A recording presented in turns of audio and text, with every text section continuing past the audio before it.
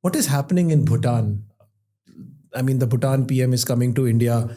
What do you see? Can we crystal gaze something? Do you think something is happening? Listen, the Bhutanese are brutal, nasty, duplicitous, two-faced characters. They always have been for quite some time now. People seem to have forgotten that they ethnically cleansed 25% of their population, which was Hindu. Now it's about 20% of the population. At one time, it was much higher. And they kicked them all out back into Nepal and India. And America actually took 80,000 of them. How many? We're talking about which year? We're talking about the late 80s and early 90s. So what was the percentage of Hindu population back then? Much higher, about 35-40%. And we are now at 20? 20 or less. Okay. And we are giving them security guarantees. And these are people who had been living there for hundreds of years. Of course. They decided, you're not Bhutanese, one fine day, get the hell out. And they went on raping, killing, kicking them all out. Why is it not there anywhere? Because Indians are stupid. We don't maintain archives, we don't maintain records, we don't maintain a historical memory. India is the only idiot country which, after an invader come and slaughtered you, destroyed all your temples, you come up with bullshit like Ganga Jamuni Tehzeeb. And we name a road after them. And we name roads after them. Yeah. Okay. So we're idiots, you forget that. This is a genocidal country. It's the first country in the modern age that has gotten away without reproach by cleansing 20-25% of its population. And what was the drama of coming to Mahakumbh and all those things? That because they understand Indians are idiots. You kill Hindus at home, but then you come and do Gayatri Mantra at the Mahakumbh. Ganga has forgiven you. How can I hold a grudge against you? You understand? We're a bunch of idiots. This you can see from YouTube. We were discussing this before we went live. Italy, YouTubers go give other people and spit on other people for trying to cook Italian food. India are the only self-validation seeking lumps of shit who will welcome a white man to India to cook you a lousy bloody biryani and go gaga over it. And this has now become a market on YouTube. White people commenting on Indians cooking Indian food. Do you follow Uncle Roger?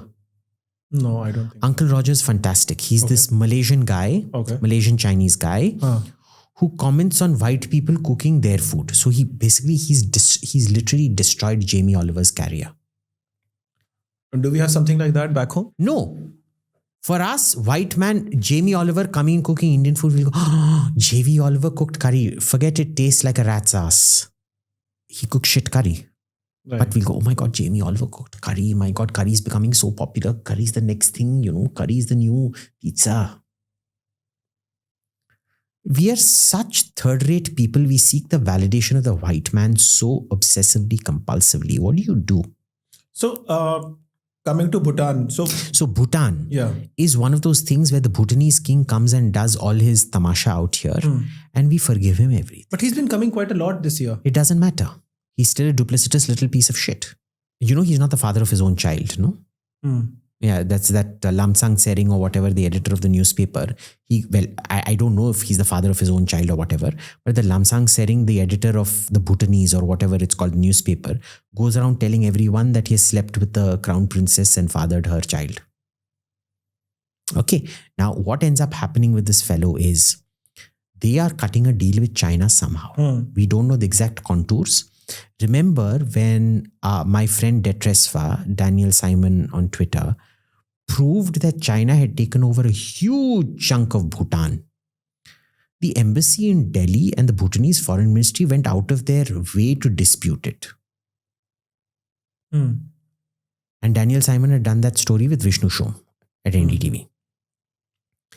When they called him out, Vishnu and Daniel took out the photos and said, now explain yourselves. And then they had to beat a retreat.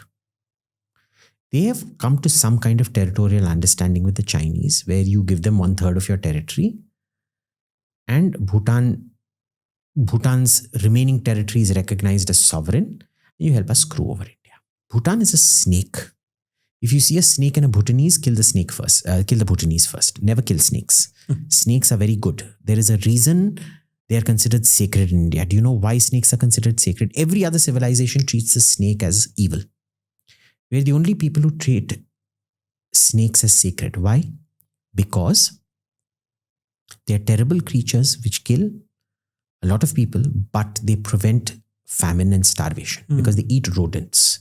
Rodents cause all kinds of diseases and they infect your crops.